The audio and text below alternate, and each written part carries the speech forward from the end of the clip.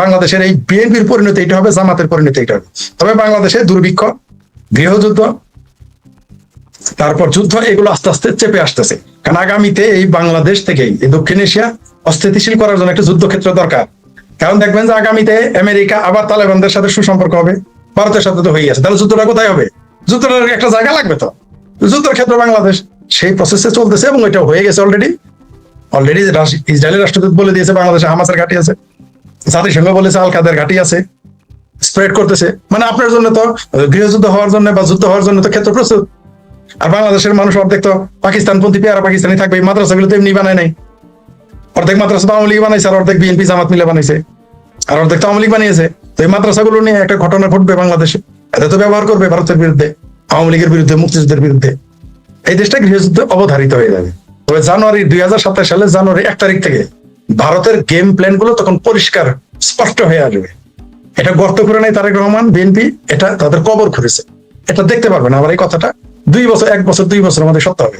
বললামই তো যে প্রণব মুখার্জির সাথে ফাত্রামি করার কারণে যদি 17 বছর তারেক রহমানকে ক্ষমতার লন্ডনে গিয়ে থাকতে হয়, তাহলে বিএনপি কে কত বছরের পরে কোথায় সুদানে গিয়ে থাকতে হবে নাকি এই উগান্ডাতে, সেটা সময় বলে দিবে কত বছর থাকতে হবে, দেখতে পাবেন। জি, ধন্যবাদ।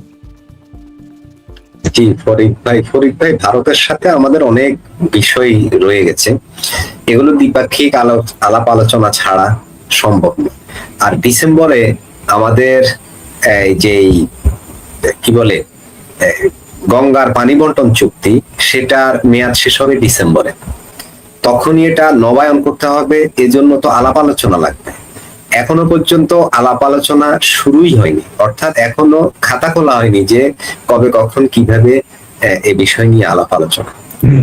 আর তিস্তার কথা তো অনেক দূরের হিসাব, যেটা তো অলরেডি শেখ হাসিনা যে চুক্তিটা করেছেন গঙ্গার পানি বন্টন, অন্তত সেটাকেও যদি নবায়ন করা না যায়, এবং পানির জন্য বাংলাদেশ তিস্তাতে যেমনটা হচ্ছে এদিকেও তো ঠিক একই, পুরো বাংলাদেশটাই তো মরুভূমিতে পরিণত হবে যদি ভারত শত্রুতা করে এবং ওইভাবে যদি পানি ছেড়ে না দেয়, যেটা পাকিস্তানে হচ্ছে। পাকিস্তান অলরেডি আন্তর্জাতিক বিভিন্ন মহলে দেন দলবার করেও ব্যর্থ, কারণ ভারত ওই যে আন্তর্জাতিক আদালতের যে যে বিচার হবে বা যে ধরনের সালিসি হবে, ওই ধরনের প্রোটোকলে ভারত স্বাক্ষর করেনি, ভারত এগুলো মানেই না। তো না মানলে আলাপ আলোচনা ছাড়া আমরা সেটা পারবো না। এখন আমাদের এই দেশপ্রেমিক সরকার আমাদের জনগণের কথা ভেবে হলেও সেখানে যাওয়া উচিত, এবং আমাদের যে দ্বিপাক্ষিক যে বিষয়গুলো আছে সেগুলো নিয়ে আলাপ আলোচনা করে জনগণের স্বার্থে তাকে যেতে হবে। এখন এমনটা মনে হচ্ছে কেউ কেউ বলছেন যে এটা এক ধরনের ইগো, এক ধরনের ভারত বিরোধী মনোভাব, যেটা তার নির্বাচনের আগে করে এসেছিল। এখন জনগণকে বা ওদের ভোটারদেরকে, ওদের সাপোর্টারদেরকে তারা এটা বোঝাচ্ছে যে হ্যাঁ, আমরা ভারতের বিরোধিতা করছি। তো ভারতের বিরোধিতা আপনারা করেন, ভালো কথা, আমরাও করি, সবাই মিলে কোরাসে ভারত বিরোধিতা করি। তো আমার ভারতের সাথে তো অনেক স্বার্থ সংশ্লিষ্ট বিষয় আছে, সেগুলোর কি হবে? দেশপ্রেম হতে পারে ফরিদ ভাই? এটা কি দেশপ্রেম হতে পারে? প্রশ্নই আসে না। এরা দেশপ্রেম তো, এরা দেশেই বিশ্বাস করে না, দেশপ্রেম কিভাবে থাকবে? এরা বাংলাদেশে বিশ্বাস করে, জামাত বাংলাদেশে বিশ্বাস করে, সরমনাইপির জামাত বাংলাদেশে বিশ্বাস করে, হেফাজত বাংলাদেশে বিশ্বাস করে, বিএনপি বাংলাদেশে বিশ্বাস করে। যদি করতো তাহলে বঙ্গবন্ধুকে অস্বীকার করে কিভাবে? 7ই মার্চের ভাষণ পাঠিয়ে থেকে বাদ দেয় কিভাবে? নিয়ে তীব্র সমালোচনা করেছেন ভারতের সাবেক পররাষ্ট্র সচিব কানওয়াল সিবাল। তিনি তারেক রহমান নিজের জন্য গর্ত খুঁড়ছেন বলে মন্তব্য করেছেন। এক, আবার সাবেক ভারতীয় কূটনীতিক বিদ্যাভূষণ সোনি বলেছেন তারেক রহমান ভারতে না এলে সুযোগ হারিয়ে যেতে পারে এবং দীর্ঘ সময়ের জন্য দুই দেশের মধ্যে যোগাযোগের পথ খোলা নাও থাকতে পারে। অর্থাৎ দুই দেশের জন্য পরস্পর মুখ দেখা দেখি বন্ধ হয়ে যেতে পারে, দরজা বন্ধ হয়ে যেতে পারে। এর পরিণতি কি? হ্যাঁ বন্ধু, তো আমি কি বললাম যে জানুয়ারি 2027 সালের জানুয়ারির 1 তারিখ থেকে ভারত কি করে, ভারত সরকার কি করে আপনি দেখতে পাবেন। এই যে ফাতরামি আছে না, সব বন্ধ হয়ে যাবে। এরা তো মনে করতেছে পাকিস্তান পায়েস পাঠাবে, চায়না চাউল পাঠাবে, আমেরিকা ডলার পাঠাবে, আশায় তো পয়সা আছে। দেখতে পারবেন 1 তারিখ থেকে। শোনেন, পড়শির সাথে গোষ্ঠী খাটে না। ভারত বারবার ছাড় দিতেছে যে ভারত অহেতুক ঝামেলায় যেতে চায় না, ঝামেলায় যেতে চাচ্ছে না, কিন্তু ভারতকে ডেকে টেনে ঝামেলায় নিয়ে আসা হচ্ছে। এই যে তিনি যে কথাটা বলেছেন গর্ত আসলে কবর করতেছে তারেক রহমান বিএনপি। জামাত কিন্তু হ্যাপি, কেন জানেন? জামাত চাইতেছে যে বিএনপির সর্বনাশ হোক, কারণ জামাত বিএনপির সর্বনাশ হলেই তো জামাত আগামীতেও যদি আওয়ামী লীগ ক্ষমতায় আসে, নামে বেনামে ছলে বলে কৌশল যদি বিরোধী দল হওয়ার চান্স পায়। কারণ আওয়ামী লীগ পাওয়ারে আসার পরে, এই গণেশ উল্টে যাওয়ার পরে, ওয়াকার বাহিনী পালিয়ে যাওয়ার পরে, ওয়াকারের ভাইনারা পালিয়ে যাওয়ার পরে, ভাইস্তারা পালিয়ে যাওয়ার পরে, ওয়াকারের ছেলাপেলা পালিয়ে যাওয়ার পরে সবচাইতে ডলার রাখাবে কে? যারা বিএনপি করে। জামাতের তো পলিসি আছে, তারা ফতোয়া দিয়ে তারা জামাতে বিএনপিতে তারা সব দেখবেন পালে পালে দলে দলে আওয়ামী লীগে যোগ দিবে। আর ওয়াজ মাহফিলে মনে করেন শেখ হাসিনা বঙ্গবন্ধু এদের প্রশংসা শুরু করে দিবে, আর মোটামুটি আধা বেকুব আওয়ামী লীগ যারা তারা এটা মেনে নিবে। এই যে মৌলভী সাহেবের আমাদের ওয়াজ করতে দেখবেন, লিখে রাখেন আপনি, আগামীতে যখন ডলা দেওয়া শুরু করবে, যে ডলা এখন আওয়ামী লীগকে দিতেছে এর তো 3 গুণ বেশি ডলা দিবে, যেহেতু বিএনপি পড়ো, বিএনপি সামনে আসবে, বিএনপি সামনে বিএনপি লোক বেশি ডলা খাবে, ছাত্রদল বেশি ডলা খাবে, এই শিবির জামাত এগুলো সব চলে যাবে আওয়ামী লীগের ব্যানার। সব এখন মোটামুটি তখন বঙ্গবন্ধুকে বলবে হজরত শেখ মুজিব, হজরত বঙ্গবন্ধু শেখ মুজিবুর রহমান রহমতুল্লাহ আলাইহি, এগুলো বলে দেখবেন মৌলবীরা ওয়াজ করা শুরু করবে। এই যখন বিএনপির উপরে ডলারটা পড়বে, তো মৌলবীদের তখন মোটামুটি আবার আওয়ামী লীগের লোকজন আবার মনে করেন এই যে কি কাজী ইব্রাহিমোভিচ, এই যে আর কাছে ট্র্যাক্টর মনোয়ার, তার বালাজারি, খালাজারি, সালাজারি, ডালাজারি, মুক্তি খুক্তি যারা আছে, এদের নিয়ে দেখবেন আওয়ামী লীগ আবার ওয়াজ করা শুরু করবে। কিন্তু বিএনপি কোথায় যাবে? তো জামাত এনে চাইতেছে, তার আসতে এবার আওয়ামী লীগ অর্ধেক চলে যাবে, আবার আর অর্ধেক জামাত এমন ভাবে থাকবে, কিছু মায়ের খাবে, কিছু পলাবে। আর বিএনপি আওয়ামী লীগ যাতে আবার বড় কিছু ঘটে সেই জন্য, যে আপনি ঠিকই বলছেন ফুড চেইন, এই ফুড চেইন বন্ধ করে দিবে, ফুড চেইন কেটে দিলেই বাংলাদেশের অবস্থা খাই। তো এরা তখন ডলার খাবে বিএনপি, দেখতে পারবেন এটা কবর। বিএনপি তার নিজের কবর করতেছে। বিএনপি কার বুদ্ধিতে করেছে আমরা জানি, এই পাকিস্তানের বুদ্ধিতে, তুরস্কের বুদ্ধিতে এগুলো করতেছে। তো বিএনপি তার নিজের কবর খুঁজলো। আপনি লিখে রাখেন, ভারত যেই দিন ফাইনালি বাংলাদেশ নিয়ে ডিসিশন নেবে যে এই বদমাইশকে, এই ঘাটতে রাতে আর সোজা করা গেল না, মানে বেয়াদবকে আর সোজা করা গেল না, বানরকে তো মাথায় তুলে ফেলছে, বানরে কি করে মাথায় নামাইতে পারে ওটা কিন্তু যে বানর পালে সে জানে, যে কি করলে নামবে। ওই পাশের কঞ্চা দেওয়া পাশার মধ্যে 2টা বাড়ি দিলেই বানর কিন্তু কানটা ধরে যখন চাঙ্গা দিবে, লেঙ্গুর ধরে 2টা ঘোরানি দিবে, ঠিক হয়ে যাবে। নেড়িকুত্তা কিন্তু খুব ঘেউ ঘেউ করে, তারপর যখন মুগুর 2টা ঠিক মতো মারবেন দেখবেন কুত্তা সোজা হয়ে যায়। বাংলাদেশের এই বিএনপির পরিণতি এটা হবে, জামাতের পরিণতি এটা হবে।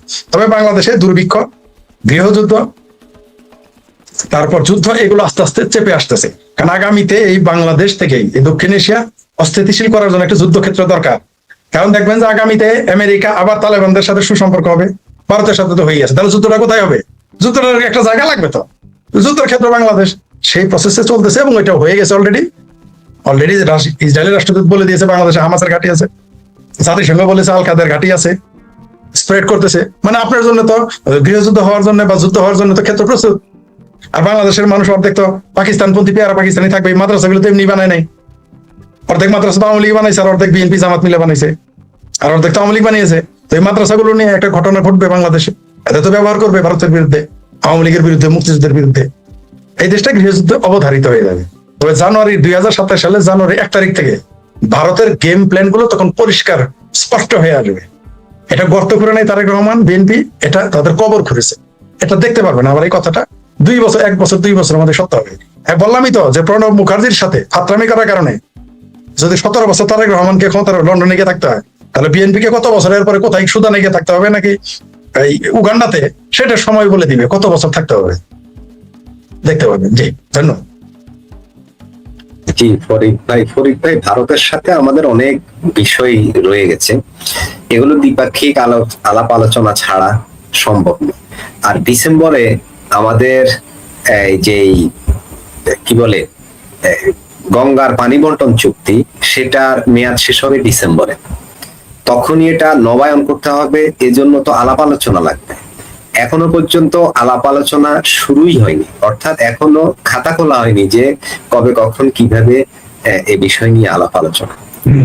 আর তিস্তার কথা তো অনেক দূরের হিসাব, যেটা তো অলরেডি শেখ হাসিনা যে চুক্তিটা করেছেন গঙ্গার পানি বন্টন, অন্তত সেটাকেও যদি নবায়ন করা না যায়, এবং পানির জন্য বাংলাদেশ তিস্তাতে যেমনটা হচ্ছে এদিকেও তো ঠিক একই, পুরো বাংলাদেশটাই তো মরুভূমিতে পরিণত হবে যদি ভারত শত্রুতা করে এবং ওইভাবে যদি পানি ছেড়ে না দেয়, যেটা পাকিস্তানে হচ্ছে।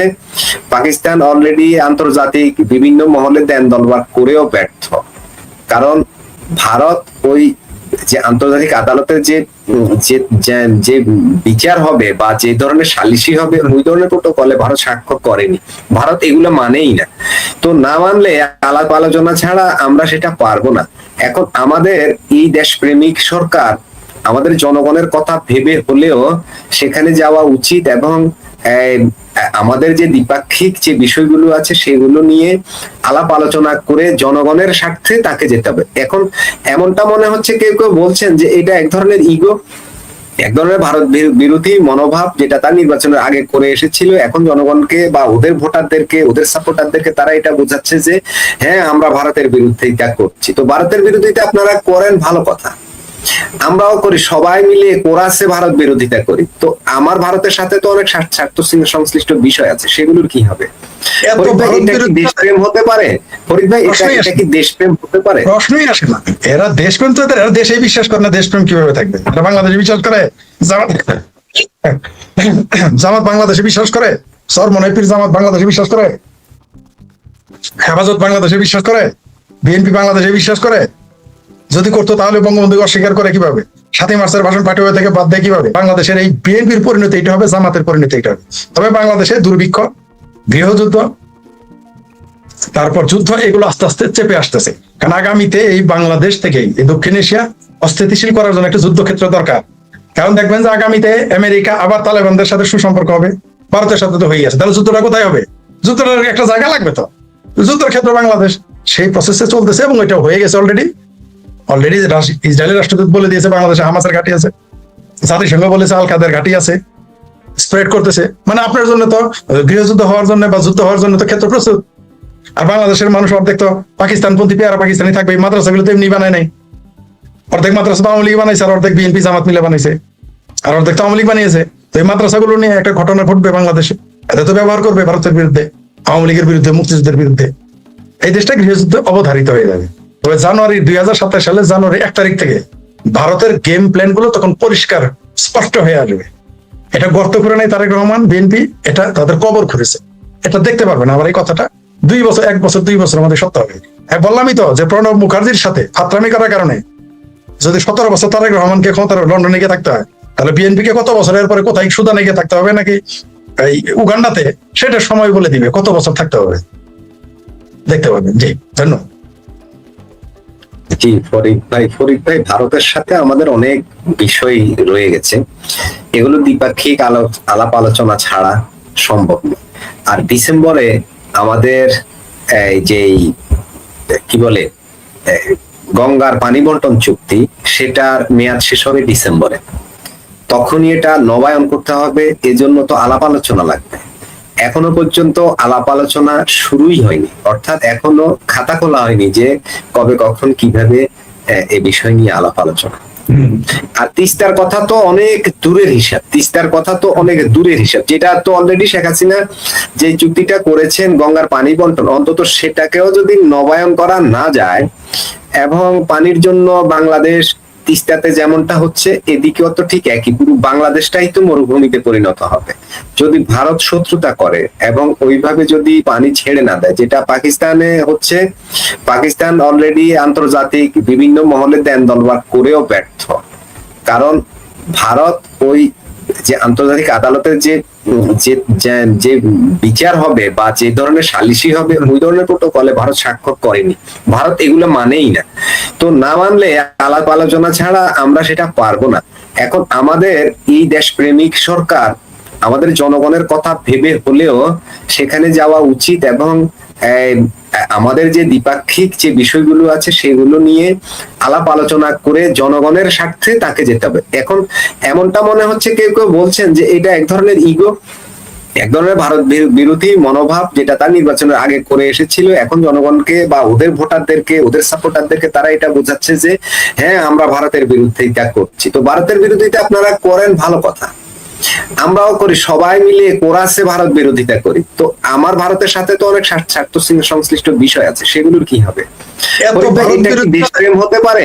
ফরিদ ভাই, এটা কি দেশপ্রেম হতে পারে? প্রশ্নই আসে না। এরা দেশপ্রেম তো এরা দেশেই বিশ্বাস করে না, দেশপ্রেম কিভাবে থাকবে? এরা বাংলাদেশে বিশ্বাস করে, জামাত বাংলাদেশে বিশ্বাস করে, সরমনাইপির জামাত বাংলাদেশে বিশ্বাস করে, হেফাজত বাংলাদেশে বিশ্বাস করে? বিএনপি বাংলাদেশে বিশ্বাস করে? যদি করতো তাহলে বঙ্গবন্ধু অস্বীকার করে কিভাবে? 7ই মার্চের ভাষণ পাঠ্য বই থেকে বাদ দেয় কিভাবে?